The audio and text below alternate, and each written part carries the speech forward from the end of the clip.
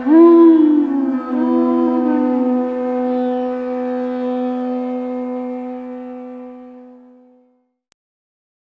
Namo Bhagavate Vasudevaya. Om Namo Bhagavate Vasudevaya. Om Namo Bhagavate Vasudevaya.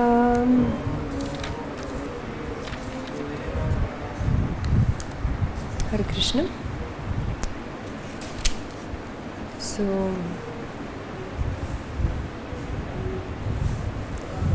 today we have assembled here to read from Srimad Bhagavad-Gita, and today we have chapter 3 entitled Karma Yoga, text 1.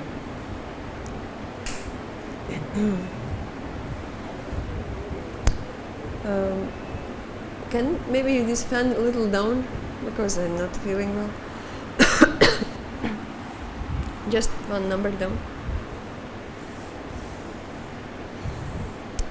Arjuna uvacha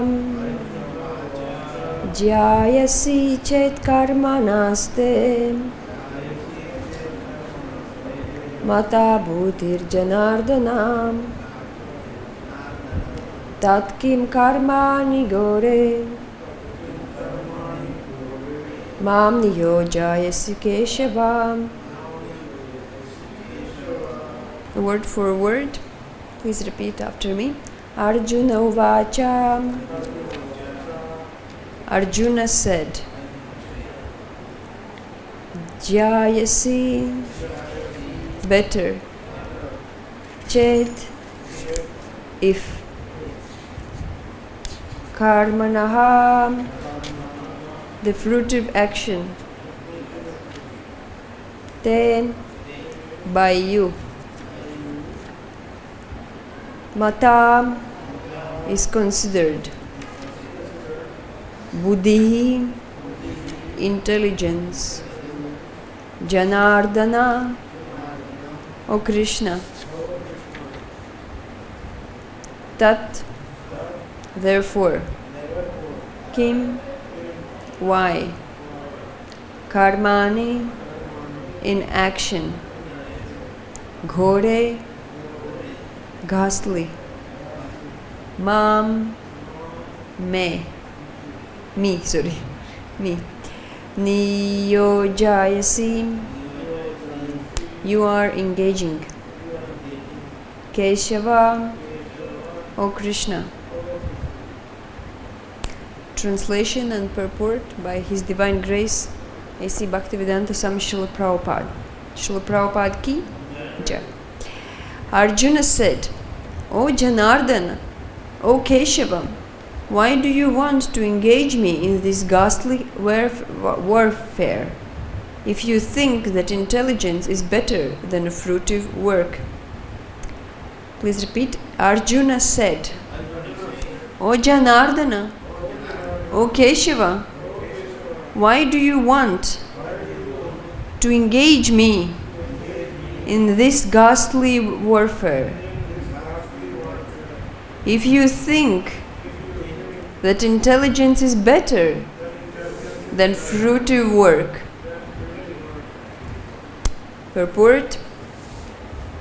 The Supreme Personality of Godhead Sri Krishna has very elaborately described the constitution of the soul in the previous chapter, with the view to delivering his intimate friend Arjuna from the ocean of material grief. And the path of self-realization has been recommended. Buddhi-yoga or Krishna consciousness.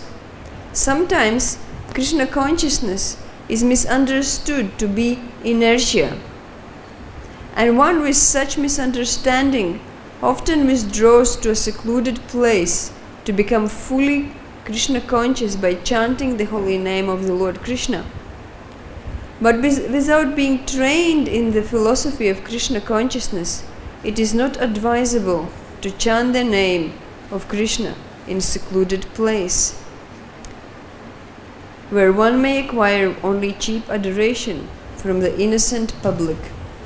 Arjuna also thought of Krishna consciousness as buddhi or bhakti-yoga, or intelligence in spiritual advancement of knowledge, as something like retirement from active life and the practice of penance and austerity at secluded place.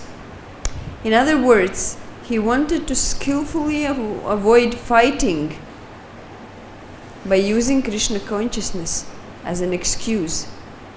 But as a sincere student, he placed the matter before his master and questioned Krishna as to his best course of action. In answer, Lord Krishna elaborately explained karma yoga, or work in Krishna consciousness, in this 3rd chapter. Om Ajnanatimmirandasya Jnananjana Salakaya Chakshurunmilitam Yena Tasmai Shri Gurave Namaha. Sri Chaitanya Manobishtam Staptitam Yena Bhutale Svayam Rupa Kadamayam Dadati Svapadantikam Vandeham Sri Guru Sri Yuta Padakamalam Shri Gurun Vaishnavamscha Shri Rupam Sagrajatam Sahagana Raghunathan Vitam Tam Sajivam Sadvaitam Savadutam Parijana Sahitam Krishna Chaitanya Devam Shri Radha Krishna Padam Sahagana Lalita Shri Vishakhan Vitamscha E Krishna Karuna Sindhu Dina Bandhu Jagatpate Gopesha Gopika Kanta Radha Kanta Namostute Takanchana Gaurangi Radhe Vrindavanishvari Vrishabhanu Sute Devi Pranamami Hari Priye Vancha Kalpatarubhyascha Kripa Sindhubhya Evacha Patitanam Pavanebhyo Vaishnavebhyo Namo Namaham. Jai Shri Krishna Chaitanya Prabhu Nityananda Shri Advaita Gadadhara Shri Vasadi Gaura Bhakta Vrinda Hare Krishna Krishna Krishna Hare Hare Hare Rama Rama Rama Hare Hare.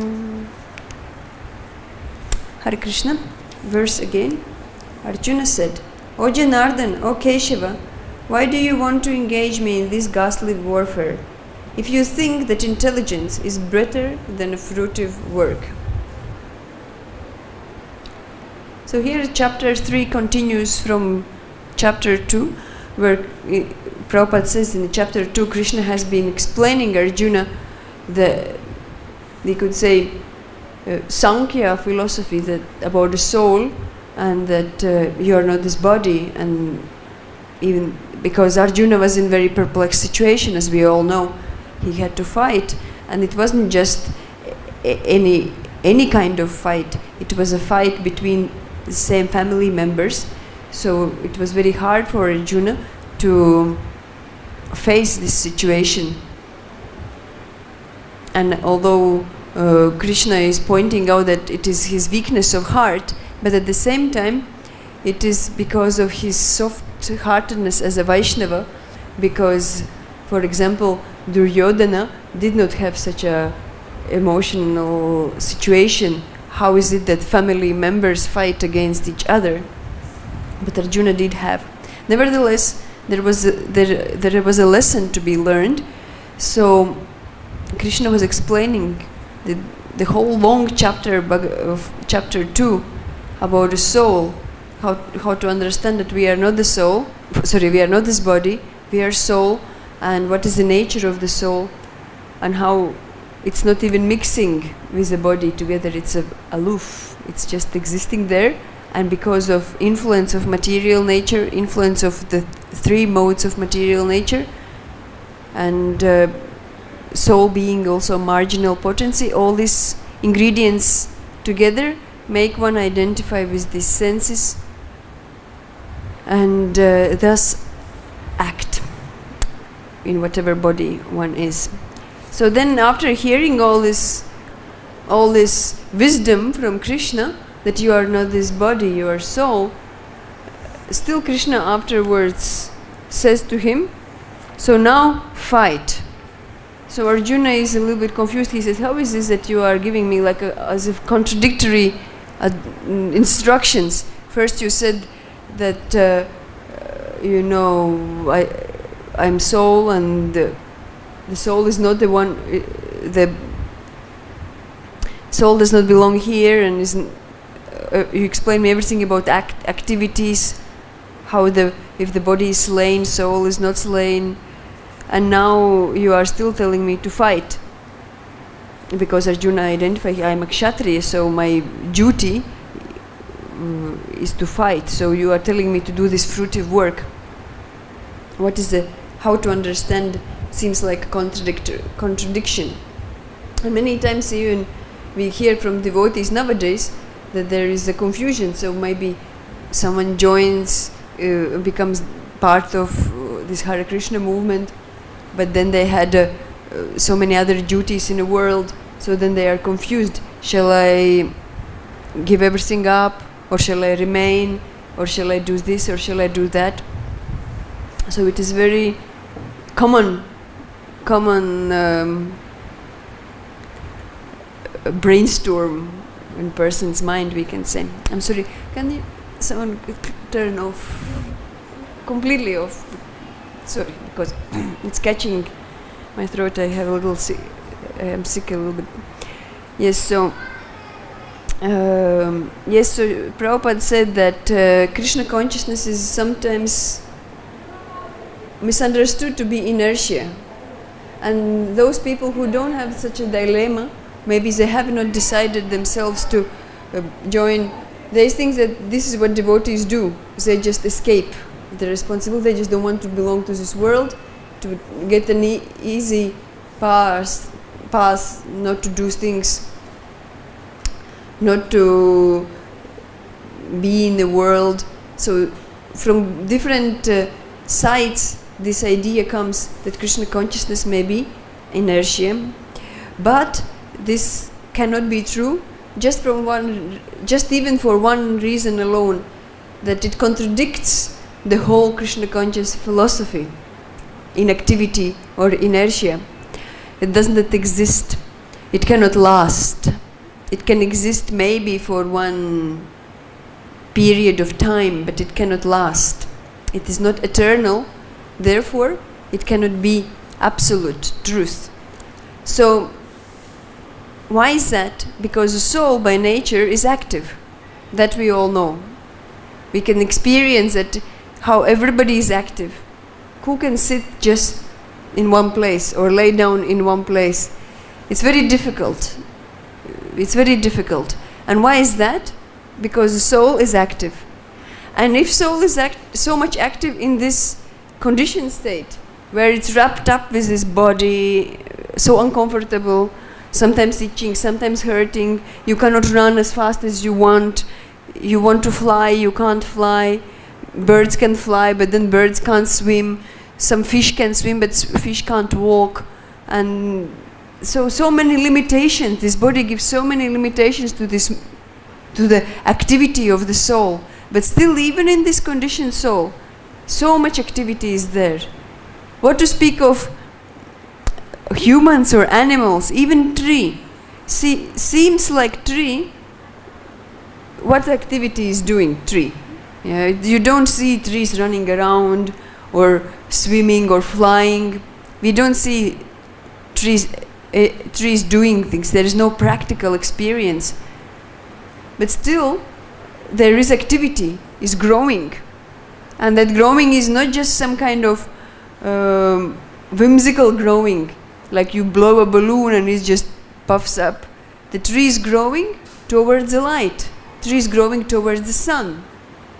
So it means there is a conscious activity, although it's very limited, because the consciousness in the tree's body is hardly manifested, but still activity is there and growing is there. So that is activity of a tree.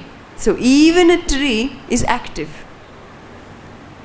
So how much soul can be active? So how can someone say that Krishna consciousness, which actually gives you awareness of soul, experience, direct perception of soul is inertia. So this does not match together, so definitely this idea is misunderstanding. So,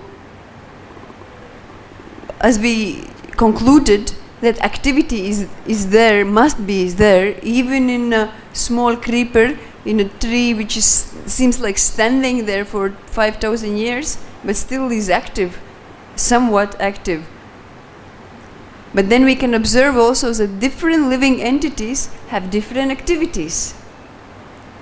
So in this material world, in a conditioned state, the living entity acts on four principles, or we can say the activities, whatever activities we see, we can divide in 4 categories.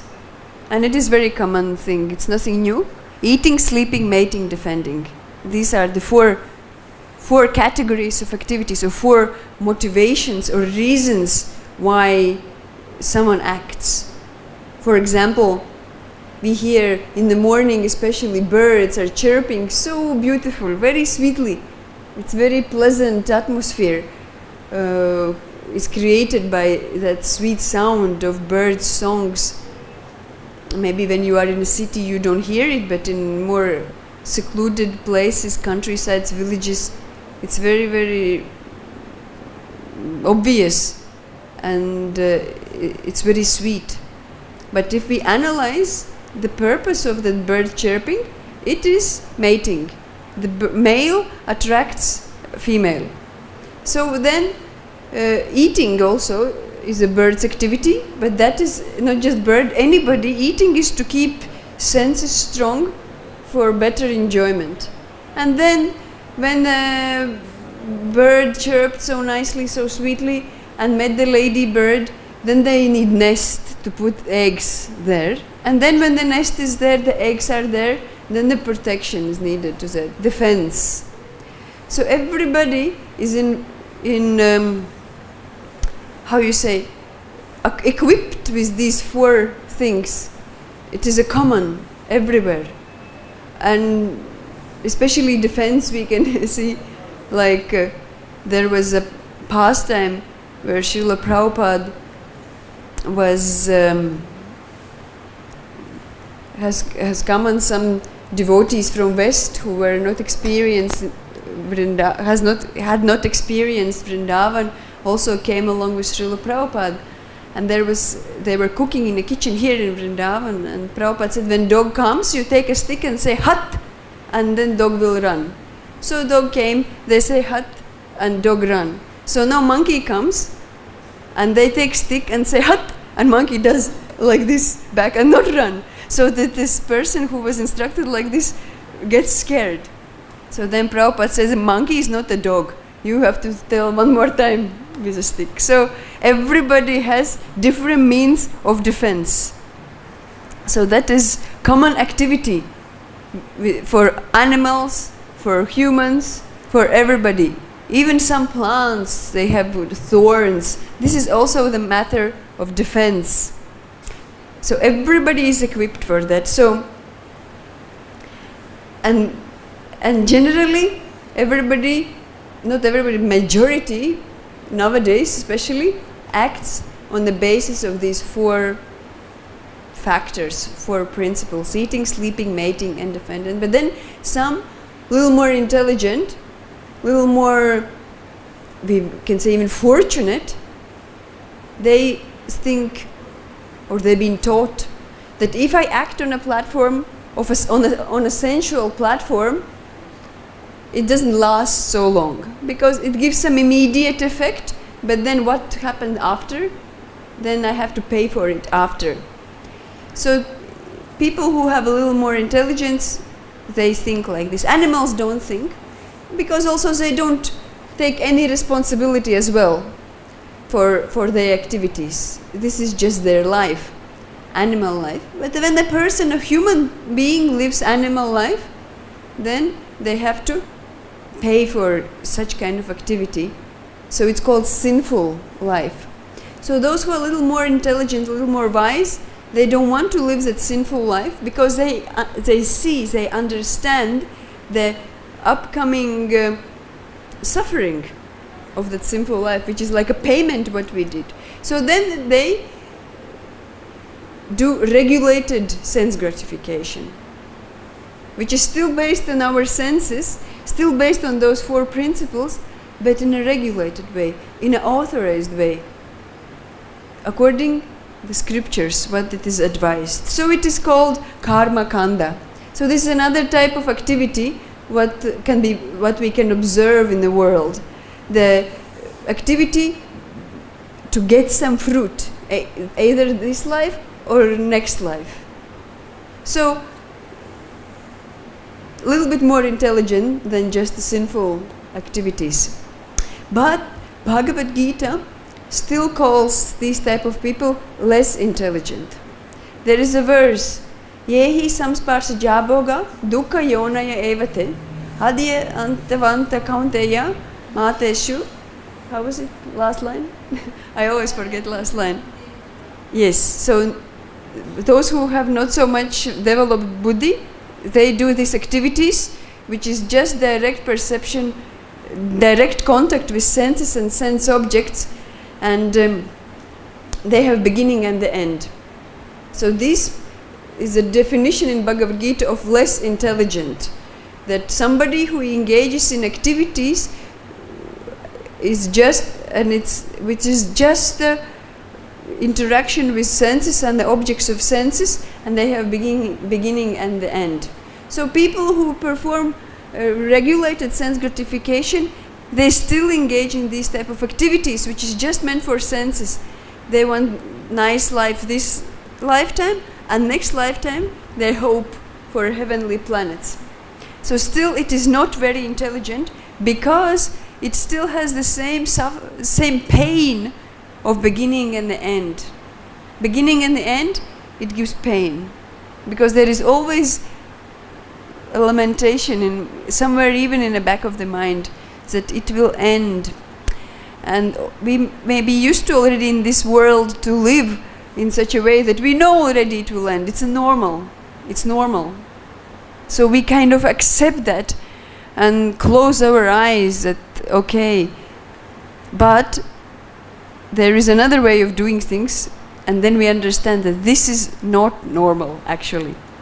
And another way, this action is fruitive, for fruitive result or fruitive work, we could say, it is not just painful because it has a beginning and end, and it ends, you will just exhaust your accumulated balance, but it is a painful actually from the very beginning.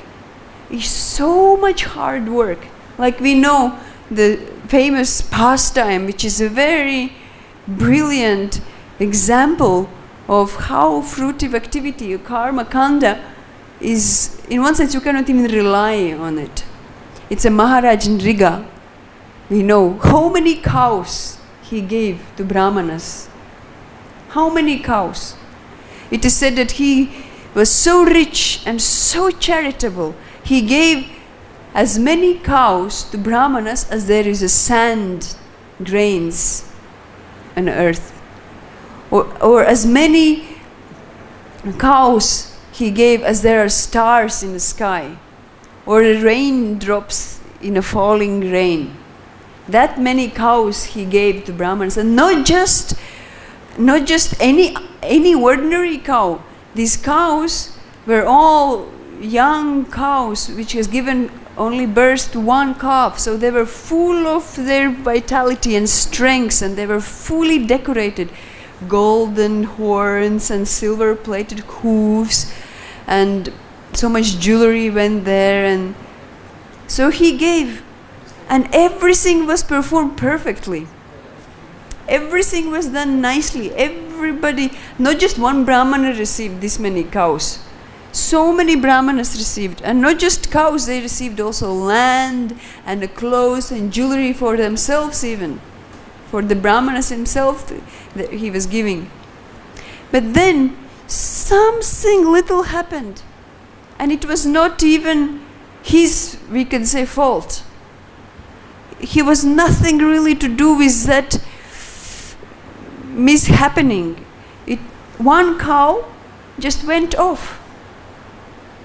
And he took that cow who went off of that Brahmana's unlimited cows, and she just came back. So without noticing and knowing everything, Maharaj Riga gave that same cow to another Brahmana. And the previous Brahmana, when he realized, he said, where is that my one cow? He missed from the amount of stars from the sky, one cow. He came back, where is my cow? You cheated me. He said, what happened now? He has to go to that another Brahmana who he gave that cow. And he says, oh please, I will give you more cows, but give this one cow back. He said, no, never. Never, this is my cow. What is in your mind? What are you thinking? So the Brahmanas were fighting, and the cow was missing, and Maharaj Nriga was fully confused, perplexed. So he was cursed to become a lizard. So after so much effort, after so much endeavor, all he got was a lizard. So then Yamaraj met him. He said, so much pious activities you have performed. So many. But then this one thing happened. So what do you want first? First you want to suffer for this one? Or you want to enjoy all the results of your pious activities? So Maharaj Nriga, because he was still so much attached to all these fruits, he was not really a devotee, he just wanted to enjoy life. So he said, let me quickly suffer this one little mistake, and then I can unrestrictedly enjoy all the pious all these pious results from all the results from my pious activities, what I've performed. So he said, okay, let me let me suffer. So then Yamaraj said, okay, then you fall down. So as he was falling, he was seeing he's turning into lizard. So he ended up in a well and spent long time in a well. But Vishwanath Chakravarti Thakur says that even these karma kanda people, the performers, what do? They don't worship Supreme Personality of Godhead. They don't worship Krishna. They worship demigods. But who are demigods? Demigods are servants of Krishna. They are parts and parcels of Krishna. So they cannot accept anything on their own. Whatever has been offered to them, they offer to Krishna. So Vishwanath Chakravarti Thakur says that even though these karma kanda people, they don't worship Krishna, they don't have any devotion directly in the heart, by performing these karma kanda rituals, ceremonies, they get purified, because some little trace of bhakti is there, because the result of their sacrifice is being offered to Krishna by demigods. So here is Maharaj Nriga, we also see, he was not devotee of Krishna, he wanted to enjoy his life. So in a nice way, in a good way, in a proper way. But because of the blessings of so many brahmanas and so many other things, he was actually blessed to take darshan of Krishna. The brahmanas blessed him. Let you have a audience of Krishna. And he says, since then, when I got this blessing, some desire in my heart appeared that I want to see Krishna. So now when I have become lizard, I have no other desire. Only I want to see Krishna. So then, after spending so much time in that well, Krishna came and delivered him. So then this lizard or Nriga, Maharaj Nriga, told this whole story. So we can see how troublesome it is, how much you have to do. But who can save us? Only Krishna. There is another story from Bhagavatam. One prince, the son of a king, He was very pious person. So he decided firmly, with firm resolution, he thought, I will protect cows. Because cow protection is pious activity, like planting banyan tree or worshipping banyan tree. The same cows, feeding cows, worshipping cows. So he was saying, I will reject all the worldly opulence, I will become a celibate, and I will protect cows. So day and night with a sword, he was protecting cows. Because a tiger might have come and harmed the cow or ate the cow. So he was protecting cows from tiger. So one night, tiger is coming. So he is ready to protect. He wants to kill the tiger. And he goes like that. And it was dark, it was night. So he could not understand how, but he sees the tiger run off. And then next morning he sees that instead of tiger, he killed a cow. He just harmed the tiger in the ear. That's where tiger ran off. And the dead body was not the tiger's dead body, was cow's dead body. So then his guru, he said, oh, you foolish man, what have you done? You killed the cow. I curse you to become Shudra next lifetime. He thinks, I did all this sacrifice to become Shudra next lifetime? He was feeling a little bit kind of, it's not right, something missing, something is missing. So then Narada Muni comes. He says, you forget about all what you did. You forget about all your Shudra births next lifetime. You just engage in pure devotional service and you don't have next birth to become Shudra. You can just go back home to Godhead. So that's what he did. So that's how it is that these fruitive activities, they promise so much. But then one little mistake, which may not even be your fault, can destroy and ruin everything. And you become hopeless. So some category of people, they understand it. So then they reject it.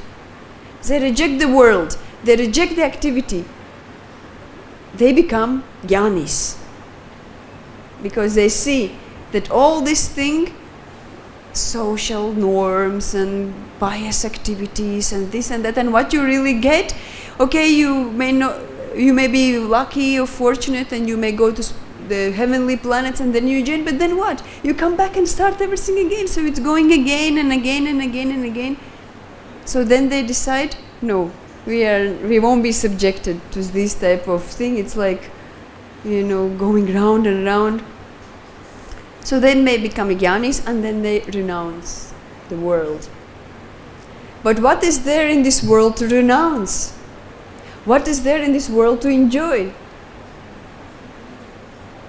You cannot renounce everything. You can give something away what belongs to you. But everything in this world belongs to Krishna. So what can you renounce? This is not very intelligent. Although jnanis may think they are very intelligent, they understood this useless kind of promises of karma kanda. So let me renounce. But they are not intelligent enough to understand that there is nothing to renounce. And then someone else says, okay, so let me enjoy. Till it's here, let me enjoy. But what is there to enjoy? It's nothing yours anyway. Then you become a thief. So like that, there is nothing to renounce. There is nothing to enjoy. All this, what we see, what we hear, smell, can taste, it's meant to offer to Krishna. So then, the next category of people who act are called karma yogis. They are very still attached to their work. They're still attached to their body. But somehow, by the mercy, they can understand that we have to offer things to Krishna. So there are different types of karma yogis. So also, there are sakam karma yogis who want some result. Let's say, like, for example, demigods.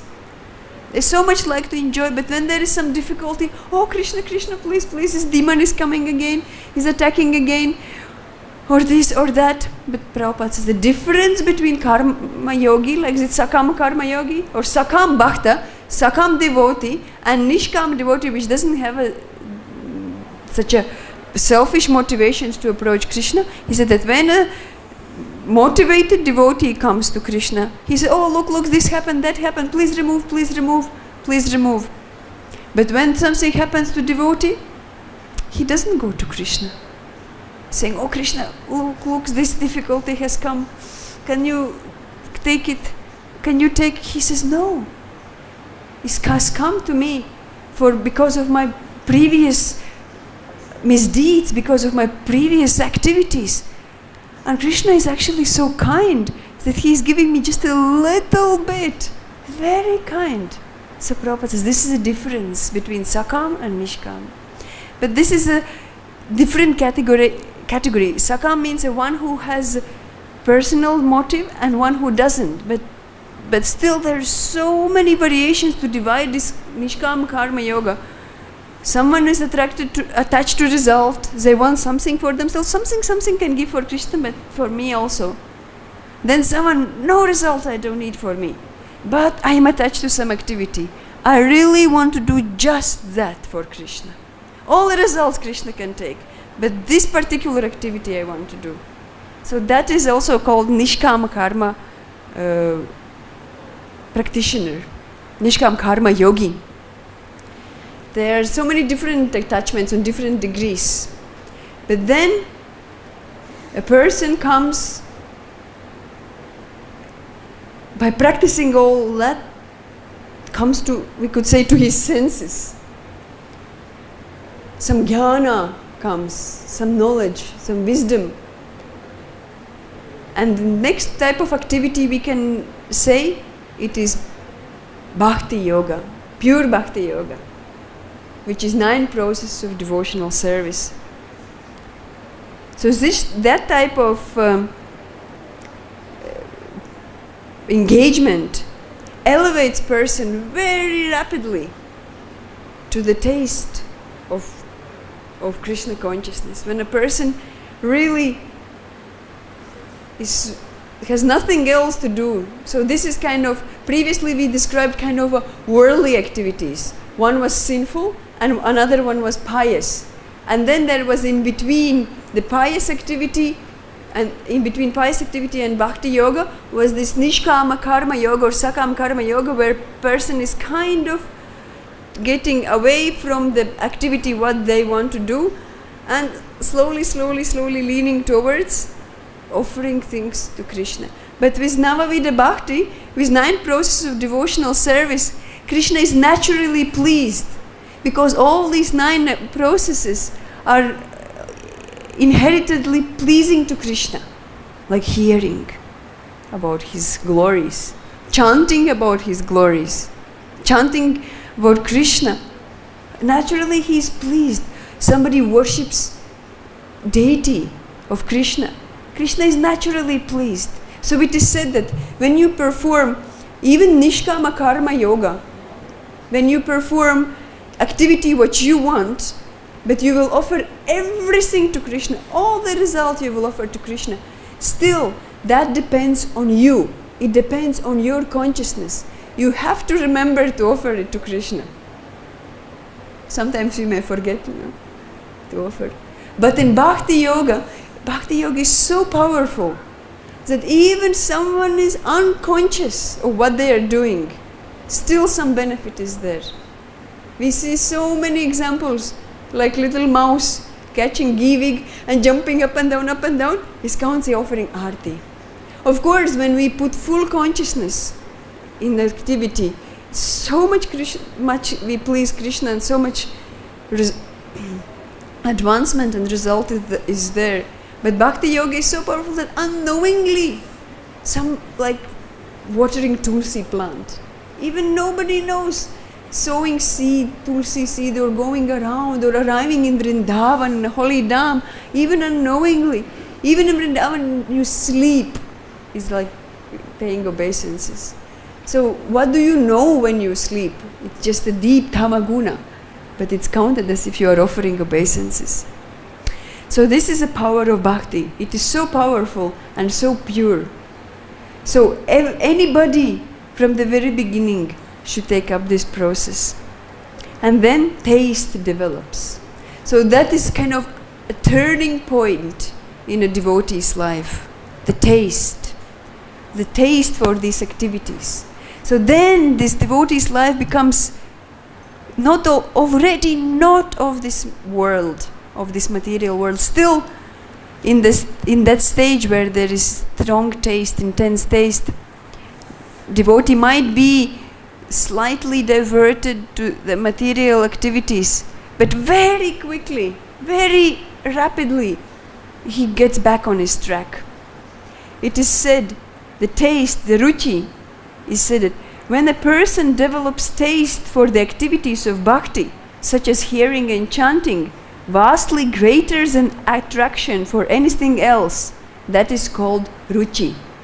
So it is here we see in this definition, it's not that there is the material attraction is fully dispersed and diminished. Something is there, but the attraction to the spiritual, to the devotional service is vastly greater. Then it said, person who has developed the taste laments of his previous activities that has been filled with mundane tastes. So there is offered very nice, like prayers, what devotee who has developed taste for bhakti, what he is saying, what he is thinking, or what he is reciting, or how he is approaching others. He's saying, oh friend, why are you giving up the nectar of Krishna's names to talk about such useless things as family life, security and all? What can I say to you? I myself am so wicked, though I received the precious jewel of bhakti by the mercy of spiritual master. I am so unfortunate that I kept it tied in the hem of my cloth, unaware of its value. I was searching a cracked shell in a tiny speck of false happiness on the shore of the ocean of mundane activities. Thus wandering here and there, I passed years of my life in vain, not practicing any activity of bhakti. I simply shone lethargy. So for such a person who has actually developed taste, not being engaged in a service or just talking instead of chanting the holy name, it is such a great disaster. It's such a lamentation. He's saying, oh, such am I, and my sense of taste, that I lick up bitter tasting, deceitful, profane gossip. So he's comparing gossip as bitter tasting, deceitful, profane gossip, as if nectar, but remain apathetic of hearing the names and qualities of pastimes of the Lord. I am so fallen. When I start to hear about the Lord, I comfortably fall asleep. But at the chance for vulgar, idle talk, my ears prick up and I become wide awake. In this way, I've always stained the assembly of devotees. What sinful acts haven't I done? Even in my decrepit old age, simply to satisfy my insatiable belly. For all these sins, I don't know how long or in what hell I have to suffer. In this way, a devotee repents for his former state. So that is devotee with taste. When he sees these mundane activities coming into his mind, or he remembers his previous state, he laments profusely. So it is poetically described as such a person is experiencing new and new ecstasies and bliss, being taken by two hands by this dance mistress called Ruchi and learning new and new dance steps. So then the question arises, can you imagine what such a devotee will feel when their dance mistress will be Bhava and Prema? So then there's a question, what he will feel then? It is said that in that time, Krishna, like a magnet, is attracted to this devotee's love. Usually we say that devotee is like magnet to lotus feet of Krishna. But when the devotee's ecstatic feelings have so much intensified to really attain these preliminary states of prema, then Krishna becomes like iron to the magnet of devotee and appears before him. So in that kind of state, for devotee, everything in this world becomes stale. So then we can say that maybe he has become inactive, but he has become inactive for this world. His real activity is starting in a spiritual world. So in his meditation, he is acting in a spiritual world. I wanted to read, to conclude this talk, one very beautiful song by Narottam Das Thakur. So that is Narottam Das Thakur meditation. So that's when a person attains this intense ecstatic feelings for Lord. For them, external activity is completely different from his internal activities. That's why we read in Chaitanya Charitamrita where it said that then Mahaprabhu had his external consciousness, then he lost his external consciousness, but he wasn't just sleeping like in coma like people do in hospital. He was actually meditating, not even meditating, actually acting on the spiritual realm. So here Narottam Das Thakur writes, he is addressing Krishna, "Oh my dear hero, oh Lord, the flute player, please hear my request to you. You Jew-like toenails resemble the rows of moons when you go to the forest Bishridham and Sudham. At that time, I stand at the doorstep thinking of going with you, but I'm afraid of the elders and the respectable people. Therefore, my eyes simply gaze after you. Whenever I see the new clouds, oh my friend, I immediately remember you, and I let loose my hair. When I cook in the kitchen, I simply sing your glories and cry on a pretext of smoke. Oh beloved Lord, you are neither a jewel nor a diamond that I can keep you tied to the end of my cloth. You are not a flower that I can decorate my hair with.